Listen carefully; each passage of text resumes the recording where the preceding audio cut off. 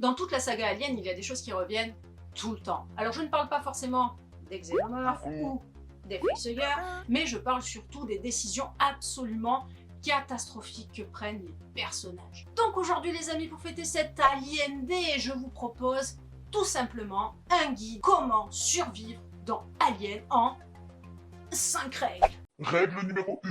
On ne touche pas aux trucs extraterrestres. Si vous arrivez sur une planète inconnue et que vous tombez par hasard sur un œuf extraterrestre géant, votre première action n'est pas « intéressant, si je mettais ma tête au-dessus ». Même dans Prometheus, ils vont encore plus loin, ils découvrent un xénocobra légèrement flippant, et la première action est « oh, qu'est-ce que le mignon !» C'est à ce moment-là qu'on voit que le QI de l'équipage est aussi haut que celui d'une huître. Parce que dans la vraie vie, quand tu vois ça, eh bien tu ne te poses pas de questions scientifiques, tu ne fais même pas semblant d'être courageux. Les seules choses que tu puisses faire, c'est changer de métier, changer de planète, trouver Queen Mallory, lui péter la gueule, lui voler son minuteur, et changer de dimension, bordel de merde. Donc règle de survie numéro 1, si cela ne provient pas de la Terre, tu n'y touches pas. Règle numéro 2. Ne poursuis jamais un chat. Alors si un chat commence à courir dans le vaisseau, eh bien vous ne le poursuivez pas. Mais si, on sauve le chat, on sauve Myers.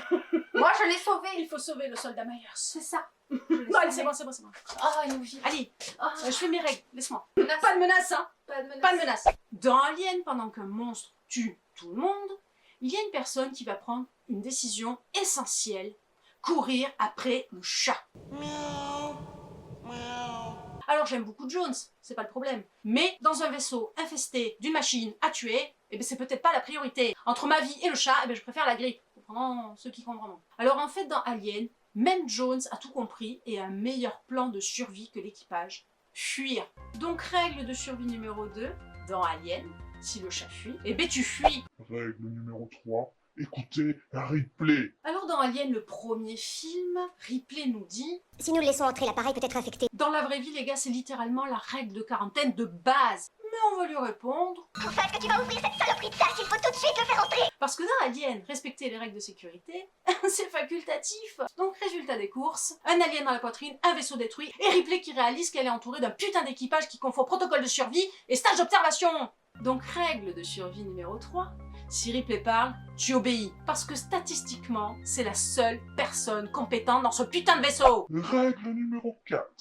Si quelqu'un dit « ça va aller », ça ne va pas aller. Il existe une règle universelle dans les films, plus un personnage dit « ça va aller », et moins ça va aller. Alors dès que quelqu'un dit ça, eh bien vous pouvez préparer la musique dramatique. C'est comme dans Aliens le retour, les Marines arrivent super confiants. Oui, on est des soldats entraînés, on va gérer. Moi j'ai des grosses coronesses pour une Mexicaine. Et puis 5 minutes plus tard, eh bien le mot gérer est sorti du vocabulaire. Presque tout le monde court, hurle et tire dans tous les sens et ils se font massacrer. Donc règle de survie numéro 4, dans Alien, ne jamais faire confiance à une personne qui dit ça va aller. Règle numéro 5. Ne jamais perdre de vue l'alien. Dans cette saga, il y a 2 situations possibles. Soit vous voyez l'alien, soit vous ne le voyez plus. Et cette deuxième option, malheureusement, est une très mauvaise nouvelle. Parce que dans Alien, quand vous ne voyez plus le xénomorphe, en général, c'est lui qui vous voit. Enfin, c'est dingue.